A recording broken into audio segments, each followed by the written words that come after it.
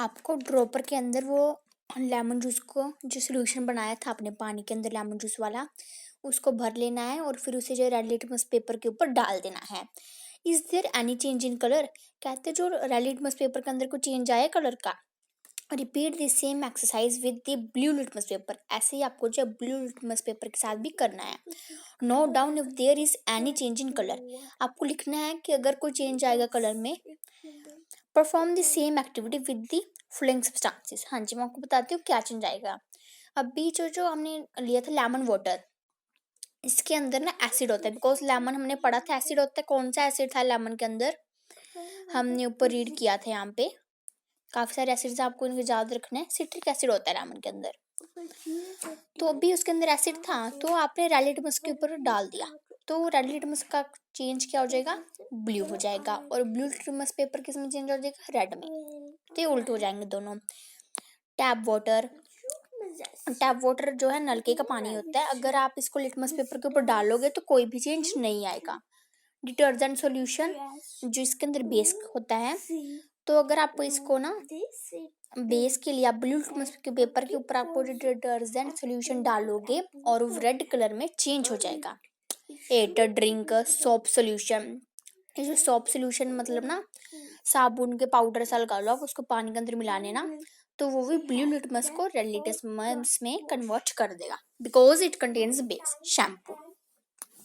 Shampoo भी blue to red करेगा।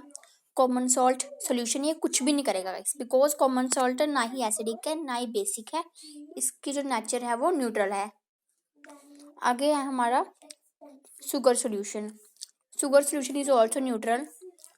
Vinegar, baking soda, yes, जो विनेगर है वो एसिडिक है तो ये रेड टू ब्लू करेगा। बेकिंग सोडा करेगा blue to red. Milk of magnesia, मैंने आपको बताया था ये मिल्क ऑफ मैग्नीशिया इनो को कहते हैं। तो इनो क्या है? हमारा बेस है, तो बेस भी किसको करे convert? Blue to red.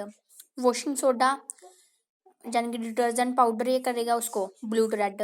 Lime water यानी कि चूने वाला पानी, अब ये चूने वाला पानी ये भी ब्लू टू रेड करेगा, बिकॉज हमने पढ़ा था कि lime water is also base. और इसके अंदर कौन सा बेस पाया जाता है? मैंने आपको पढ़ाया था ऊपर, इसके अंदर जो पाया जाता है कैल्शियम हाइड्रोक्साइड। आगे है if possible make solutions in distilled water. Record your observations as in table 5.2।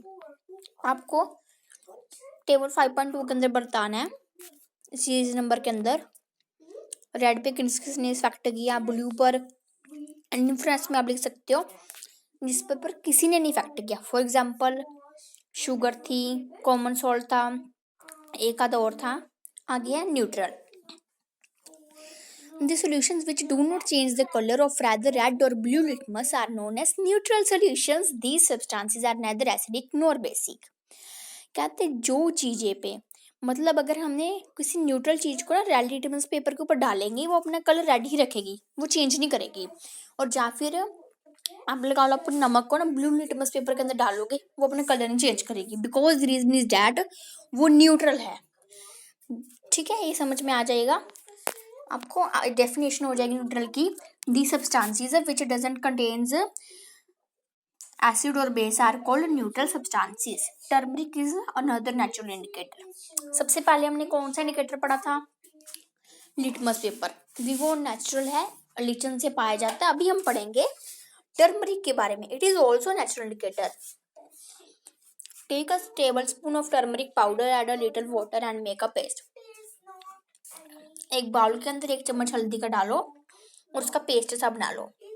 Make turmeric paper by depositing turmeric paste on blotting paper, filter paper and drying it.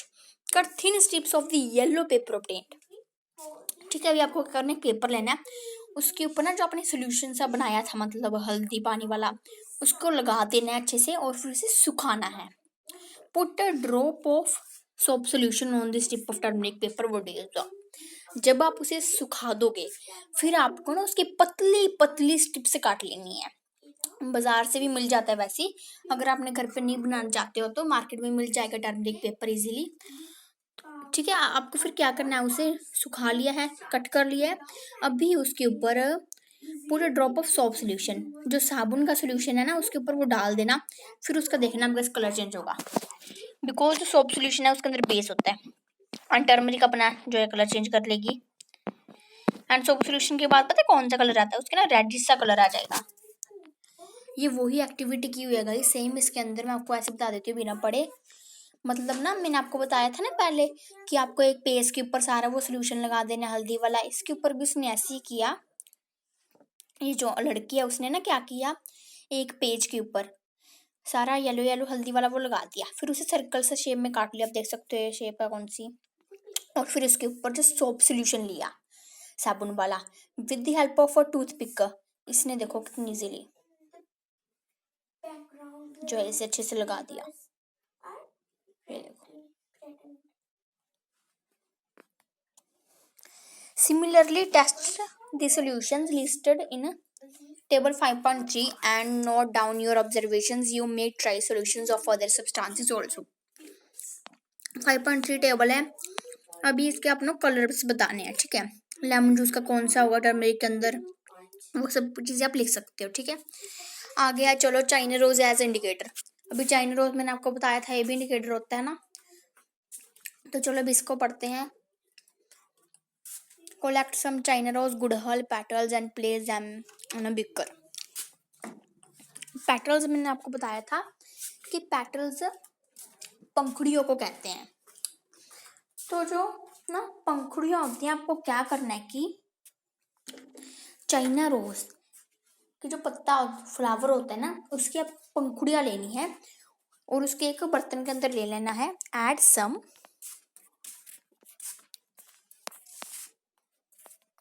warm water, keep the mixture for some till water becomes colored। हाँ जी, तो अभी आपने क्या किया guys, ये जो हमारा रोज की पंखुड़ियाँ थी ना, उसको गरम गरम पानी के अंदर डाल देना है और फिर उसको रख देना है कुछ समय के लिए, ताकि जो उसका कलर है वो चेंज हो जाए। और फिर जब उसका कलर चेंज हो जाएगा, use the colour water as an indicator, फिर आपको उसको इंडिकेटर की तरह यूज कर सकते हो। गाइस मैंने पांचों के पांचों इंडिकेटर्स को यूज किया हुआ है। मैंने आपको बताया था ना कि चाइना रोज का सॉल्यूशन होता है, तो आपको इसे यूज करना है। Adds 5 drops of the indicator to each of the solutions given in 5.4। 5.4 ये रही हमारी टेबल। ये shampoo, lemon juice, soda, water, ये सभी चीजों के अंदर आपको जो है इसे डाल देना है, चाइना रोज के जो हमने सोल्यूशन बनाया है।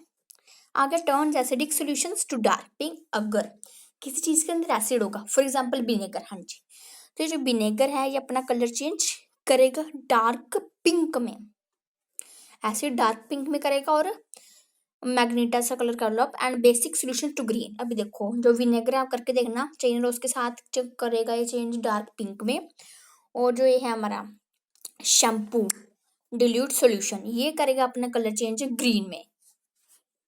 लेमन जूस भी इसी के अंदर करेगा, जो मैंने था डार्क पिंक। आगे चलते हैं। I am not getting the same result when using solid baking soda और ड्राई लिटमस पेपर। कहते मुझे सेम रिजल्ट नहीं मिला था जब मैंने सॉलिड बेकिंग सोडा और ड्राई लिटमस पेपर को यूज किया। Why, make a solution of baking soda and then dry. हाँ जी, मुझे नहीं पता क्या किया गाइस, सूखा सा वो ले लिया मतलब बेकिंग सोडा, और फिर उसके अंदर पेपर डाल दिया। मतलब आपको भी ऐसे करना है ना, अगर आप लिटमस पेपर को डालोगे ना, सॉल्यूशन के अंदर डालोगे, फिर आपको रिजल्ट मिलेगा। बिकॉज अगर आपको सूखी चीज में डाल रहे हो वो अपना रिजल्ट देगा ही नहीं। और बेकिंग सोडा को ना अगर आप लिक्विड बना के डालोगे पानी से मिक्स करके, फिर वो अपना रिजल्ट जरूर देगा। पहली ब्राउट द फॉलोइंग, पहली रिडल फॉर यू। रिडल आप पढ़ लेते हैं हम। Coffee is brown and bitter in taste. Coffee का रंग ब्राउन होता है एंड कड़वी होती है टेस्ट में। इज इट एन एसिड और a base? Don't give the answer without any test, you are in the dark with its test. Activity 5.4, ये सिर्फ फन के लिए point. The teacher is requested to get the dilute solution of the following chemicals from his or school laboratory or formed nearby school: hydrochloric acid, sulfuric acid, nitric acid, acetic acid, sodium hydroxide, ammonium hydroxide, calcium hydroxide, lime water। उनके teachers ने कहा था ये सारे लेके आने को। जो एसिटिक एसिड है ना वो तो इजीली मिल जाता है सभी घरों में विनेगर के अंदर। कैल्शियम हाइड्रोक्साइड लाइम वाटर चुनने वाले सभी से मिल जाएगा। चलो हम यहाँ से पढ़ लेते हैं। Demonstrate the effect of the three indicators on each of the solutions. Record your observations in table 5.5. Table 5.5 है हमारा। फिर इस टेबल 5.5 हो। ओहो हाँ यहाँ पे करना है आपको इसका वर्क जो दिया गया। हाँ जी 5.3 न्यूट्रलाइजेशन। न्यूट्रलाइजेशन मैंने आपको बताया था acid plus base and then salt and water is equal to neutralization. Short form में मैंने आपको बताया we have learn that acid turn blue litmus red. अभी हमने पढ़ा था ना, मैंने आपको बताया था कि एसिड जो है वो ब्लू लिटमस टू रेड में चेंज कर देते हैं and bases turn red litmus to blue. ठीक है, let us see what happens when an acid is mixed with base. कहते हैं अब हम देखते हैं जब हम एक एसिड को बेस के साथ मिलाएंगे फिर क्या होता है। We are going to use an indicator you have not use so far, it is called phenolphthalein. अब ये फिनोप्थिलीन के साथ यूज करेंगे इसे। मैंने आपको 5 इंडिकेटर्स बताए थे उसमें से ही था ये फिनोप्थिलीन भी। अभी आया फिनोप्थिलीन हमें। तो इसके अंदर पता क्या है, मैंने आपको बताया था कि ना जब हम एसिड और बेस को मिक्स हो जाता है, जैसे एसिडिटी होगी, एसिड ज्यादा हो गया पूरी के अंदर, फिर बेस लिया, फिर वो मतलब बैलेंस्ड हो जाता है, तो वो होता है फिनोप्थिलीन। फिनोप्थिलीन की हेल्प से जो अभी से पता कर सकते हो। फिनोप्थिलीन तो इंडिकेटर है हमारा, और जो रिएक्शन होगा एसिड एंड बेस का उसे न्यूट्रलाइजेशन कहते हैं। To be demonstrated by the teacher in class. Fill 1/4 of test tube with dilute hydrochloric acid. 1/4 of test tube को भर लेना आपको हाइड्रोक्लोरिक एसिड के साथ। Note down its colour, note down the colour of phenolphthalein, उसका भी colour note कर लेना है और फिनोप्थिलीन का भी कलर नोट करना है। Also add 2-3 drops of the indicator to be to the acid. Acid के अंदर वो डाल देना आपको 2-3 ड्रॉप्स ऑफ इंडिकेटर की, कोई भी इंडिकेटर डाल देना। Now shake the test tube gently, और फिर उसे शेक सा कर लेना है ऊपर हाथ रख के। Do you observe any change in colour of the acid, क्या एसिड का कलर चेंज हुआ। Add to the acidic solution a drop of sodium hydroxide solution by a dropper. Dropper की हेल्प से आपको क्या डालना है एसिडिक सोल्यूशन में, drop of sodium hydroxide. Sodium hydroxide एक बेस है। Stir the tube gently, tube को मिक्स जेंटली सा मतलब मिला लेना है। Is there any change in the colour of the solution, क्या सोल्यूशन में कोई कलर का चेंज हुआ। कंटिन्यू एडिंग दी सोडियम हाइड्रोक्साइड सोल्यूशन, आपको सोडियम हाइड्रोक्साइड को रुकना नहीं है, डालते जाना है ड्रॉप बाय ड्रॉप। ड्रॉपर्स डालना है एक एक ड्रॉप करके, ये भी देखो ड्रॉपर से डाल रहे हैं। While shearing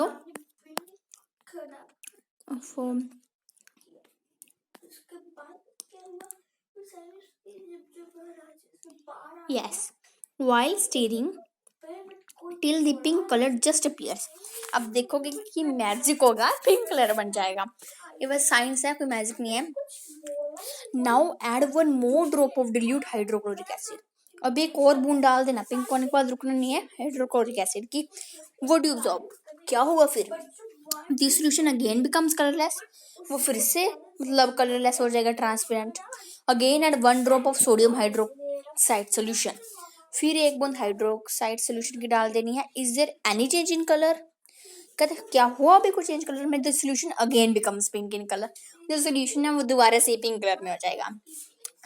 it is evident that when the solution is basic, कहते ये मैं आपको बता रही हूँ कि जब सोल्यूशन कोई बेस होता है, phenolphthalein gives a pink colour, on the other hand when the solution acidic it remains colourless. हाँ जी, अभी फिनोप्थिलीन भी तो इंडिकेटर है, तो अगर कोई चीज बेसिक है तो वो जो अपना कलर है पिंक में चेंज कर देता है।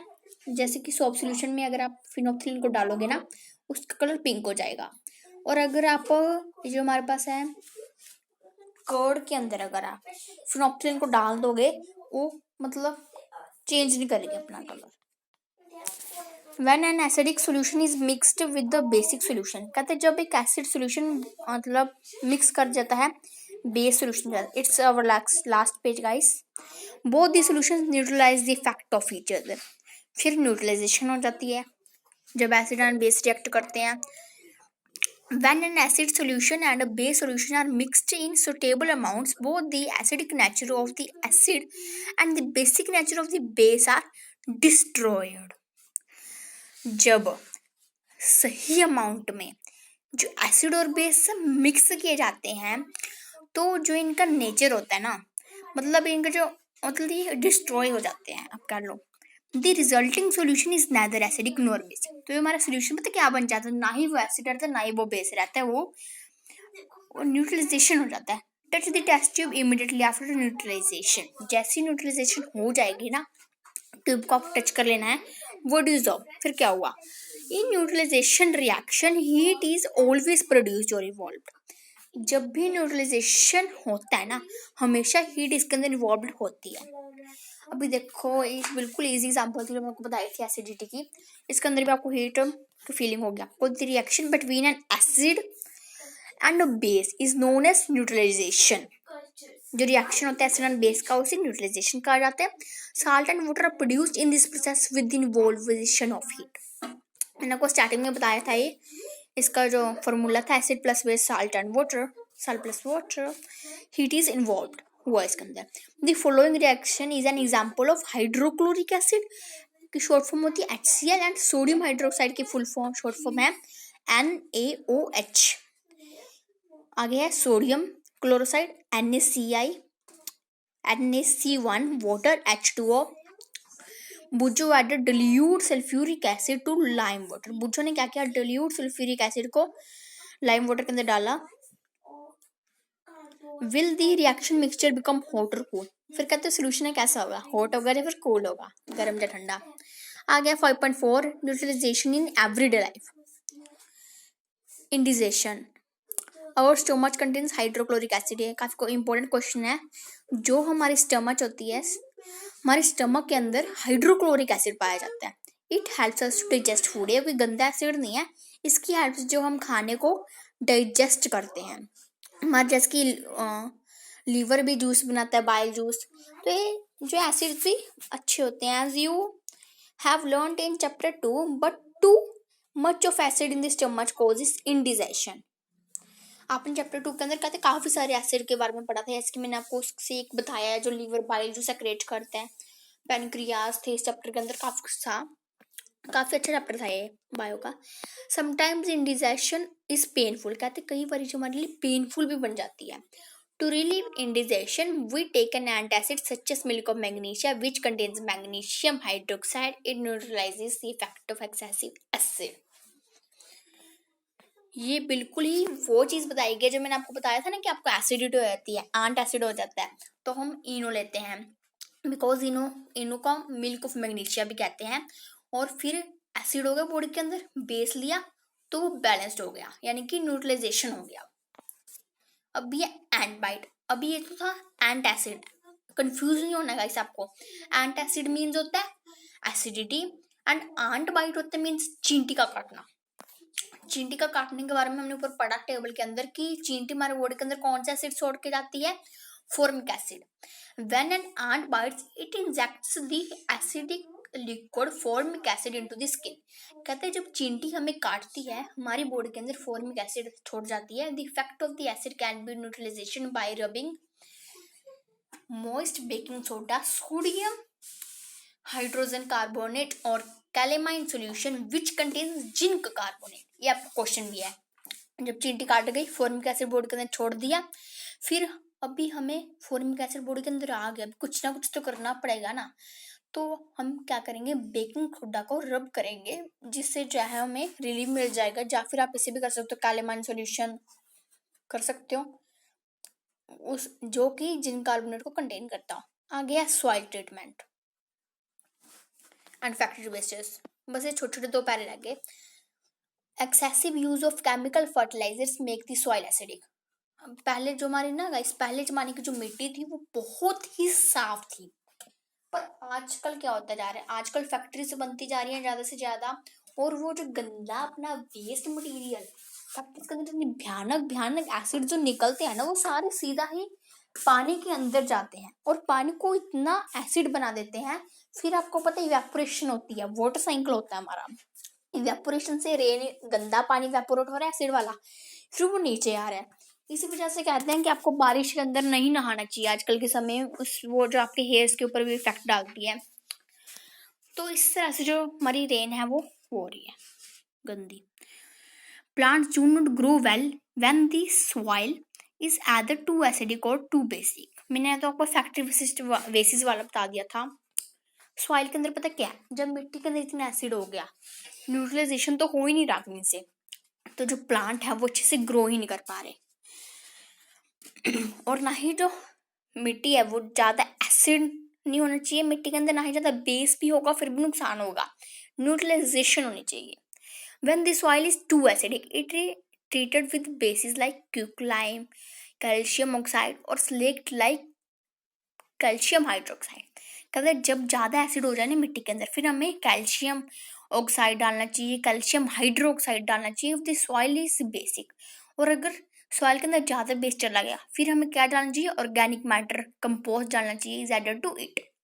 Organic matter releases acids which neutralizes the basic nature of the soil। Factory wastage में वही है, देखो जो फैक्ट्री के अंदर काफ़ी सारे एसिड्स होते हैं, गंदे मतलब चीज़ें निकालती है पानी के अंदर, with the help of water cycle पानी इवेपोरेट हो रहा है, फिर वही गंदी रेन जो नीचे आ रही है, इसी प्रोसेस में है ये फैक्ट्री वेस्टेज के अंदर। The wastes of many factories contain acids. If they are allowed to flow into the water bodies, the acids will kill fish and other organisms. The factory wastes are therefore neutralized by adding basic substances। अभी एक तो गंदी rain आ रही है और ऊपर से जो पानी के अंदर आने वाले एनिमल्स हैं, एक्वेटिक प्लांट्स हैं, मैरीन लाइफ है, वो भी खराब होती जा रही है, मर रही है वो दिनों दिन। और अभी हम उसको ठीक कैसे कर सकते हैं, गलती तो हमने कर दी ऐसे डालकर, हम उसे सुधार ऐसे सकते हैं अगर उसके अंदर हम बेसिक डालें, बेसिक सब्सटेंसेस, ऐसी चीजें डालो जिनके अंदर बेस हो। I hope you clear the chapter and guys, chapter हमने पढ़ लिया है। इसके बाद मैं आपके साथ न्यू वीडियो शेयर करूंगी जिसके अंदर मैं इस चैप्टर के क्वेश्चन आंसर्स लेकर आऊंगी, और वो क्वेश्चन आंसर्स बहुत ही छोटे होंगे, ये क्वेश्चन आंसर्स होंगे उस वीडियो के अंदर, एंड बुक वर्क ऑल्सो होगा उस वीडियो के अंदर, and new words. So please like my video, subscribe my channel and comment maximum. Bye guys.